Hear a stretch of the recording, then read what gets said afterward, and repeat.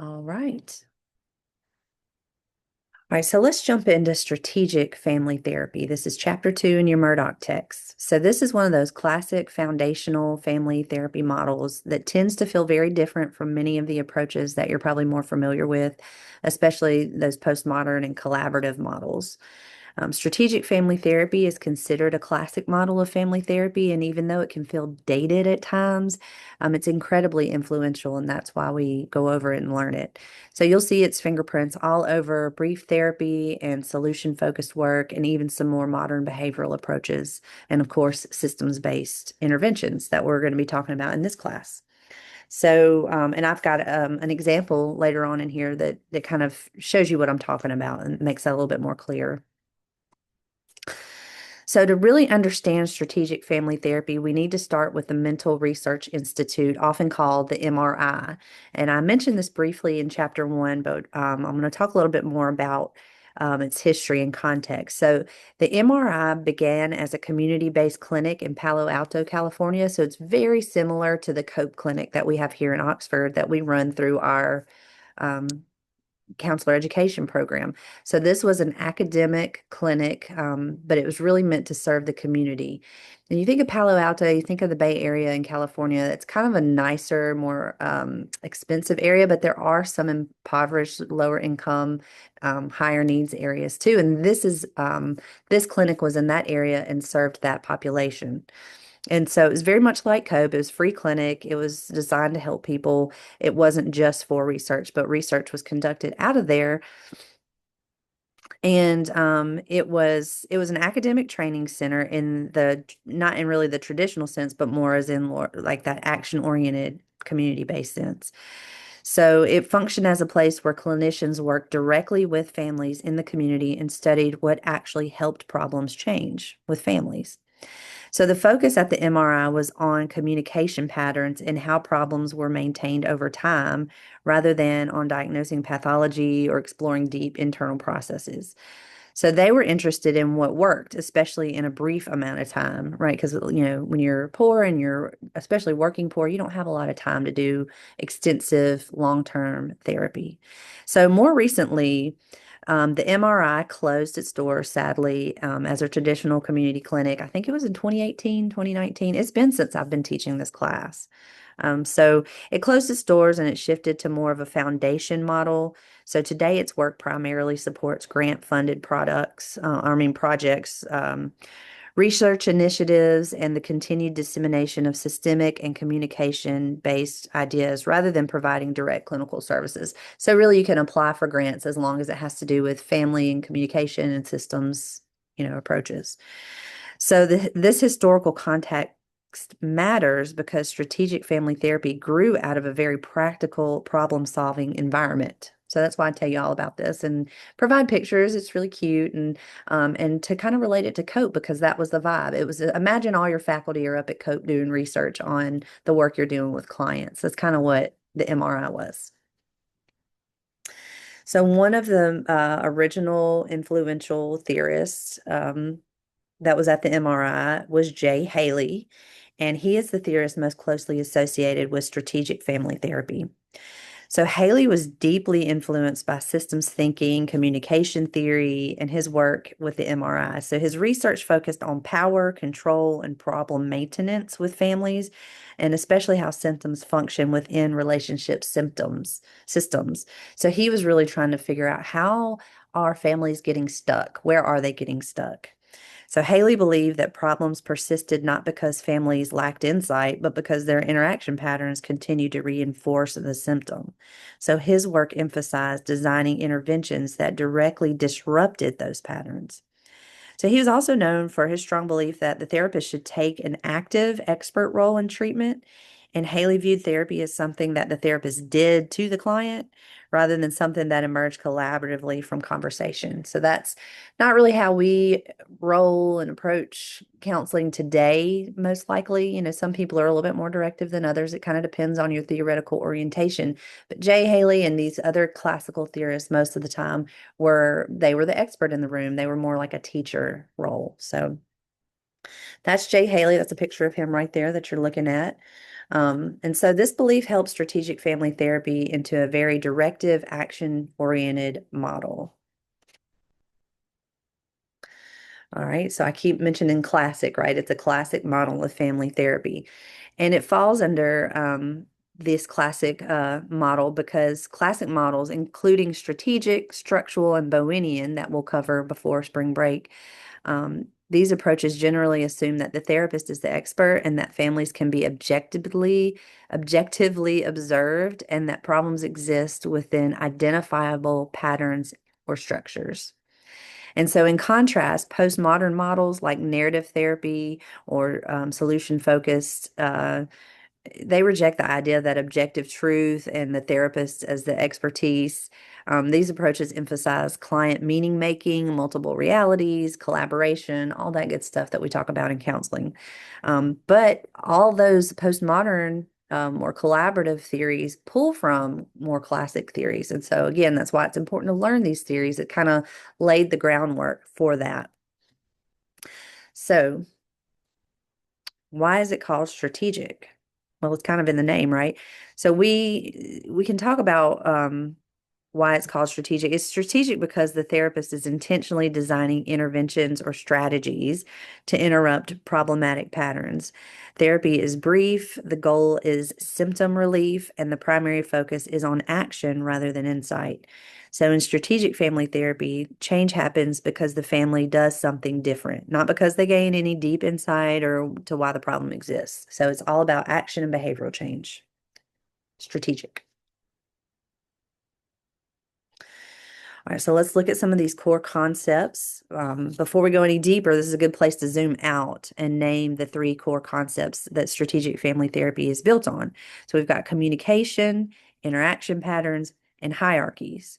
So, strategic therapists are less interested in individual personalities or internal experience and much more focused on what happens between people in relationship. They pay close attention to how family members communicate with one another, the patterns that repeat over time, and how power and authority are organized within the family system. So these three concepts work together. Communication shapes interaction patterns reinforce hierarchies, and hierarchies influence how communication happens. So in the next couple slides, we'll slow down and we'll look at each of these concepts more closely because they form the foundations for assessment and intervention in strategic family therapy. So communication has two levels. Strategic therapists pay very close attention to communication, specifically that communication happens on these two levels. So first, there's the report level, and that's just the content, what is being said. And then secondly, there's the command level, and that's what the message says about the relationship. Who has the power? Who is responsible? Who is in charge? So very often problems exist not because of the report level, but because of that command level. So think of like, I was recently watching this episode of House Hunters, and it was a mom and her 10-year-old daughter, right? A single mom and her 10-year-old daughter. They were searching for like a $500,000 house. And the little girl was she was just talking like she was grown, talking to her mom, like she was 50% on this decision to spend $500,000 on this home.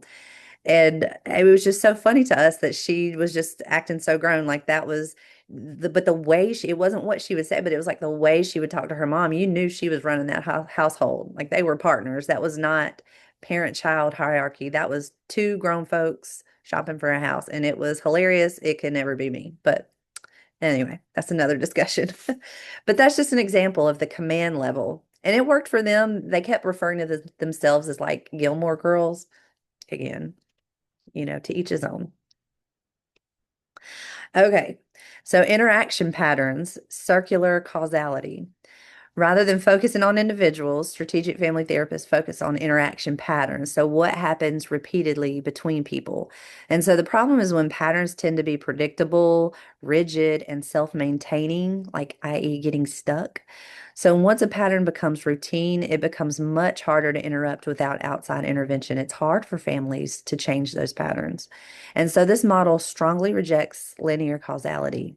And so you'll see here, circular causality is an example of an interaction pattern. So instead of asking who caused this problem, a strategic therapist will ask, how is this problem being maintained? Circular causality means that everyone is influencing and being influenced by everyone else. And so the symptom stays in place because the pattern stays in place. So, for example, so as you look at this circle, imagine each arrow representing a response that makes sense in the moment. So maybe we start with the child acting out, maybe with tantrums, defiance, disruptive behavior, whatever, throwing fits. And in response, the parents come together and they present a united front to discipline the child. That parental unity temporarily reduces conflict and stress between the parents and makes them feel more connected. And because the parents feel more aligned, the child's acting out actually becomes the most reliable way for the parents to come together. So the child kind of picks up on this subconsciously, and over time, the child continues to act out, not consciously, but because the behavior stabilizes the family system by keeping the parents unified. So the symptom keeps moving around the circle. And from a strategic perspective, the child's behavior isn't just the problem, it's also a solution, if that makes sense. So it organizes the family, it maintains the parental unity. And the therapist's job is to interrupt this pattern in a way that strengthens the parent's relationship without requiring the child's symptoms. So that's just an example of circular causality, and circular causality is an example of an interaction pattern. And so here's another example of an interaction pattern, and this is from EFT. Now, EFT is more of a postmodern theory, but you can see it pulls from the ideas from strategic, this more classic theory. But this is like this infinity loop is called the pursue withdrawal. This is a interaction pattern that we see in emotionally focused therapy. And the most common one is this pursue withdrawal. And so each side of the infinity loop, each loop represents a partner. So you see on the left, you've got your pursuer, some typical behaviors. They might be really critical, hostile, aggressive. They might come across as attacking. And what that might sound like is, you never spend time with me, and you never want to do anything with me, and you never pay attention to me, and yeah, yeah, yeah. And so that where those two loops intersect, that's where the alarm bells go off. And so then you go down to the withdrawer. We move down into primary emotions. This might trigger something from their childhood, from their past. They may feel rejected or shame or fear. Um, and they come up into secondary emotions, and that might look like anger or resentment or frustration. And a withdrawer, their behaviors are also their protective moves. They're going to tend to want to shut down, get quiet, maybe even leave, walk away. And that, as you can imagine, is just going to trigger the pursuer even more. And so they're going to feel isolated, maybe abandoned, unwanted, and that's going to get them hyped up into maybe anger and jealousy or frustration, any of those secondary emotions that they're going to actually express through their protective behaviors, which they might criticize even more. They might yell even louder. They might come at the withdrawer even more, which is going to, push them further away. And the withdrawer's going to further, the more the withdrawer withdraws, the more the pursuer pursues. And that's an interaction pattern that we focus on in EFT. And so it kind of helps organize what's happening in the relationship. So this is just a way that a postmodern theory pulls from a classic theory. All right, so moving on from interaction patterns to hierarchies. A hierarchy is a central concept in strategic family therapy, and typically the task is to get parents back in charge at the top of the hierarchy without becoming tyrannical, right? So problems often arise when generational boundaries are crossed, such as when children run the household, right? Like that episode of House Hunters I was telling you about, or when parents become emotionally dependent on children. You may have heard the term a parentified child when they're taking care of their parents, and that's really just too big of a responsibility for a child, and that causes problems. So you want to get that pecking order where the parents are running things and taking care of things, and the child just gets to be a child. All right. So theory of development. Okay, so this is very similar to what I talked about in chapter 1. You can see this image here. The family life cycle is the exact same one that I had, I believe. Yeah, it's the same one that I had in chapter 1.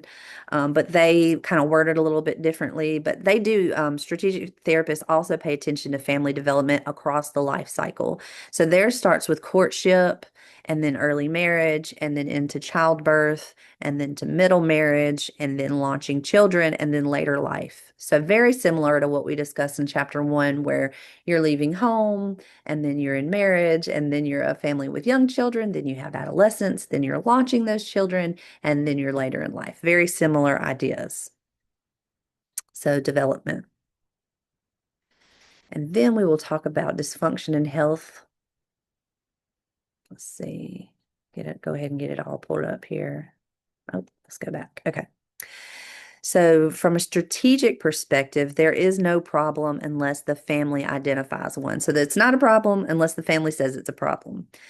Dysfunction often involves hidden or denied coalitions. And so that really just means two or more family members ganging up against another member.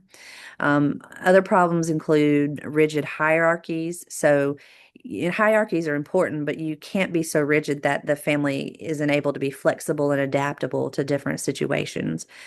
Another one is boundary violations. And so you can kind of think about like abuse in any kind of level, but especially when those patterns become routine and it's not just a one-off, that's when dysfunction really arises. So again, symptoms are viewed as attempts to solve a problem or protect the family. And so the people in the family, they really are just trying their best. They're just doing their best. It's not functional. So on the flip side, in strategic family therapy health, a healthy family system has clear but flexible communication, clear hierarchies, and parental leadership that is firm but not authoritarian. So the goal isn't perfection, it's adaptability. So, for example, a flexible family, say you've got a really clear hierarchy, mom and dad, or whoever the parents are, or parent, maybe it's just a single parent household. Um, there's a parental unit that is really taking care of things and it's very clear and they're letting the kid be the kid and the kid is, able to experiment and make mistakes and be a kid, right? But let's say you've got one of the parents, a parent gets sick, severely ill or maybe injured, and they can't really do all the things that they normally do. Well, a flexible family system, the child might be able to step up and help, right? Help with things that they normally don't help with. Maybe help with more chores that they're not usually, assigned to do, or maybe they even help take care of the parent. But then when the parent recovers, then the hierarchies easily go back into place, and the child goes back into being just a kid, and the parents resume taking care of everything, right? Or whatever it is that their family unit deems as workable and functional. So that would be flexibility when you can kind of flex into different roles, but you can kind of go back when things recover. So you can kind of take care of each other. That would be an example of flexibility. And let me get a little sip of tea here because I'm talking a lot and, you know, all right. So let's talk about the nature of therapy.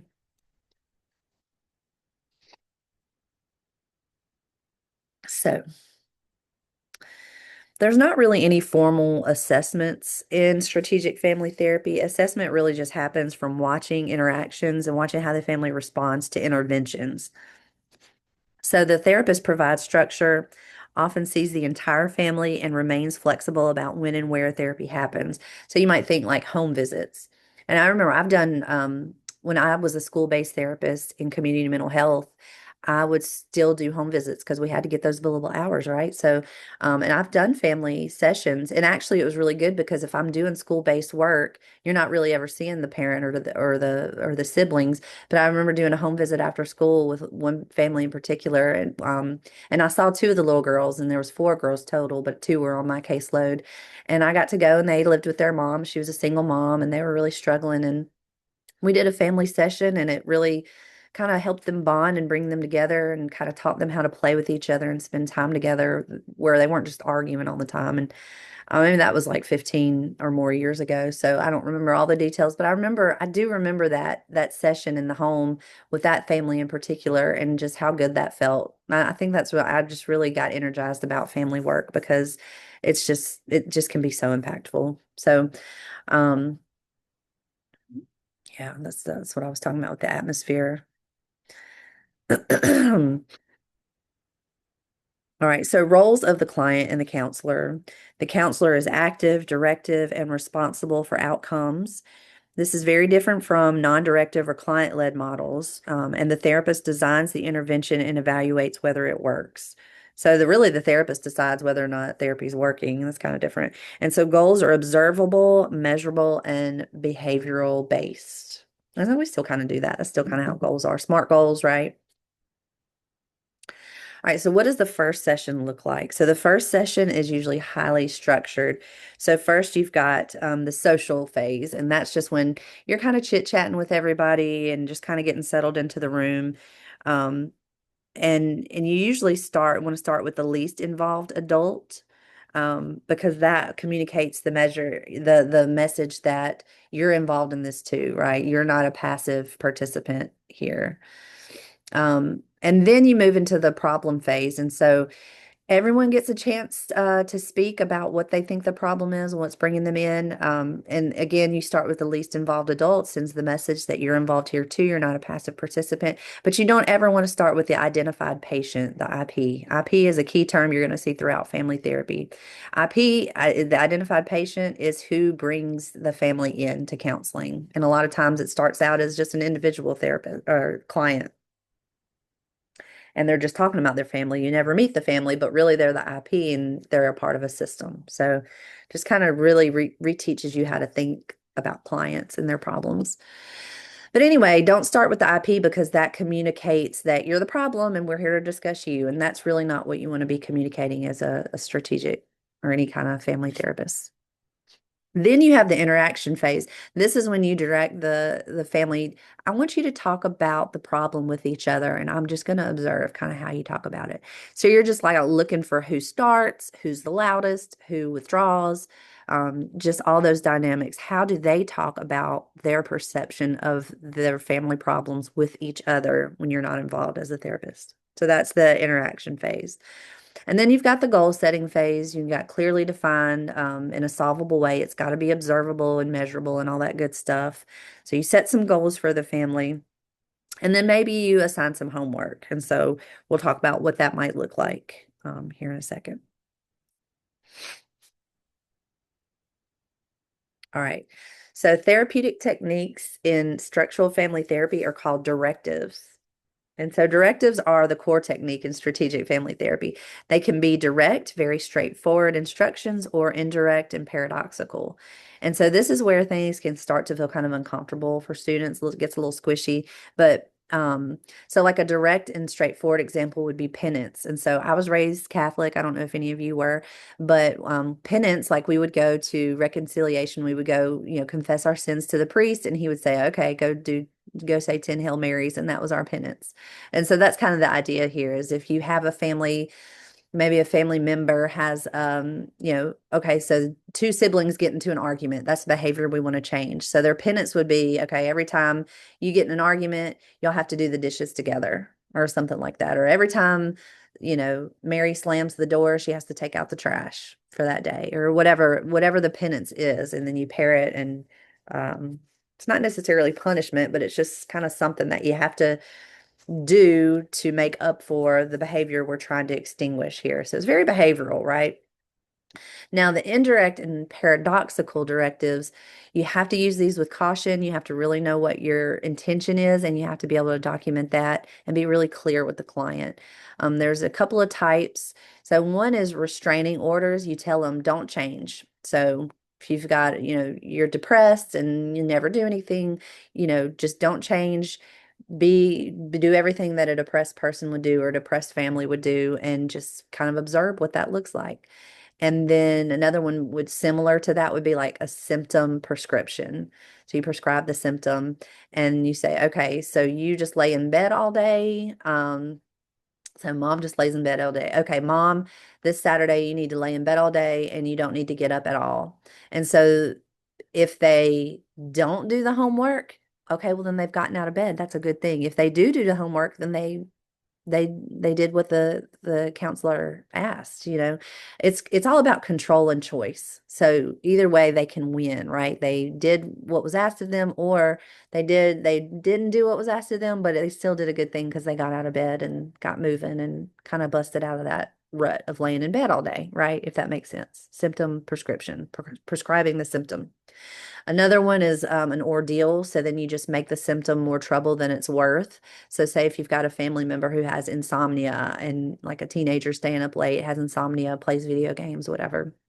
And instead of that, okay, if you can't sleep, don't get up and play video games. You need to get up and clean your room, or you need to get up and clean out the garage. Just make the symptom more trouble than it's worth, because then they might decide, "Oh, I don't want to do that. I'll just lay in bed and try to go to sleep," and hopefully they will. But that's strategic. Those are some of the directives in strategic family therapy. Some other directives are reframing. That's probably familiar to you. So reframing, like your child acts a fool at home and throws a fit only with you and is a sweet baby angel at school. Well, that's because your child feels safest with you. Your child's safe person. And so of course they would let their guard down and express their big emotions with you because they love you so much, right? That's reframing. And then pretend directives. I've done this one before. So you have the identified patient. So say you've got a kid, right? Pretend to have the symptom in the counseling session. So you say, okay, tantrums are an issue. Show me what a tantrum looks like. Let's pretend I've never seen a tantrum. I want to see what your tantrum looks like. Do you fall out on the floor? Do you cry? Do you roll around? Do you scream? Do you cuss? Like, let's see this tantrum. And then, like, when I've done it in session with kids, with of course the parents are there, kind of a conjoint session sometimes. It's kind of funny, and so then the child kind of sees it as a little bit silly, and it kind of diffuses it. And so anyway, that's just some kind of like, it's kind of unique to strategic family therapy, those kind of directives. All right, so let's look at evaluation and critiques of this theory. Strategic family therapy has been highly influential, but it's also received significant criticism over time. And one major concern is the ethical use of power. So, because the therapist is positioned as the expert and takes responsibility for outcomes, there is a risk of the therapist exerting too much control over the family system. So, some of the techniques, especially those paradoxical directives I just discussed in the previous slide, they've been questioned on ethical grounds, particularly when clients are not fully aware of the therapist's intent. And that's why I say use it with caution. Be really clear on what you're trying to do, and document that. So another critique is that the model can feel overly simplistic or mechanical, and by focusing almost exclusively on behavior change and symptom relief, strategic family therapy may overlook emotional experience and meaning making and long-term relational growth. And so there are also concerns that the emphasis on hierarchy can reinforce traditional power structures, including patriarchy, and that's especially if applied without cultural humility or flexibility. So those things are, really important to the values of counseling, kind of the spirit of counseling. So those are some of the criticism. You've probably already kind of formulated those ideas as we've talked about it. I mean, it kind of makes sense, but again, it has its place. A lot of the newer therapies pull from this. So that's why we learn it. And those are some of the critiques. And now let's talk about issues of diversity. So it's important to understand the cultural context in which strategic family therapy was developed. Again, I mean, it was in those poor areas of Palo Alto. Jay Haley's work was largely based on his experience working with the poor inner city families in that area. So, because of this, the model emphasized practical solutions and concrete advice and action-oriented change rather than insight or emotional exploration and long-term, overly involved therapy. And so, Haley believed therapy should be efficient and focused on the present problem and guided by a therapist who is active, and curiously concerned. So, active and curious, which I think are good things. And so he also emphasized including the family's social network when relevant and providing clear direction rather than open-ended discussion. But I think that piece about including the family's social network, has some relevance to it. All right, so more issues of diversity here. Strategic family therapy does not include some culturally responsive elements, such as encouraging therapists to use aspects of the client's belief system and, when appropriate, to collaborate with indigenous healers or community resources. So it does do that. I think I said it does not do that. It does do that. It, encourages using the social network, like I mentioned earlier. However, Haley also argued that paying too much attention to cultural differences could distract from solving the immediate problem and make therapy inefficient. So, that position does not really align with the counseling profession's current stance on multicultural competence and social justice. So, from a modern counseling perspective, culture is not a distraction from the problem. It's really central to understanding how problems develop, how power operates, and how interventions are experienced. So while strategic family therapy remains historically important, of course, contemporary counselors must apply its techniques thoughtfully, ethically, and through a multicultural and social justice informed lens. So, you got to just take what works and leave the rest. All right, so the last slide I have here to discuss is This Is Us. And so in episode 2 of This Is Us, what's especially useful from a strategic perspective is that we can see the Pearsons family at 2 points in time, right? So when the big three are children, and then again as present day adults. So I hope you're enjoying the show. I really do. It's pretty wholesome. So, from a strategic family therapy lens, we're less interested in individual personality traits and we're more focused on patterns that repeat over time. So, this is a really great episode for that because we're looking at from the 80s to, present day. So in the flashback scenes, we see Jack and Rebecca under significant stress as parents. Each child begins to occupy a predictable role in the family system. Kevin seeks attention. Kate struggles with food and self-worth. Randall carries all that anxiety and that responsibility. And so when one child's distress becomes visible to the parents respond really quickly and intensely. And so they often unite around managing the child's behavior or emotional state. So, from a strategic perspective, these responses make sense, but they also begin to organize the family around symptoms. And the children's struggle to help structural, they struggle, the kids' struggles help structure parental attention, roles, and hierarchy, right? And those are those key concepts of strategic family therapy. So in the present day timeline, we see those same patterns playing out in different forms. Kevin continues to externalize distress. Kate struggles with her self-regulation and body image, and Randall manages anxiety through control and over-functioning. And so the symptoms look different, but the relational functions are strikingly similar. So a strategic therapist would note that the system has remained remarkably stable over time, and the original interaction patterns, how distress is expressed, and how others respond, and how the family reorganizes around symptoms, that's really been carried forward into adulthood, even with the loss. Well, you don't know this yet, but they lost their dad. So rather than asking why each sibling struggles the way they do, a strategic therapist would ask, how have these symptoms continued to organize relationships and maintain family stability across time? So, from this lens, the symptoms are not simply individual problems. They are part of a long-standing system that has found familiar ways to adapt, and even when those adaptations, come at a cost. So, this is a pretty functional family, but it does highlight kind of how things kind of are stable over time without intervention, right? And how they kind of um, express distress and reorganize around that and the roles they play and things like that. So those are just some of my ideas. I really look forward to hearing what your ideas, kind of what comes up for you as you watch this episode of This Is Us and you think about strategic family therapy. So um, just a couple of reminders and to-dos before class. Make sure you read Murdoch Chapter 2 to go with this lecture, and then view This Is Us Episode 2 to go with this lecture.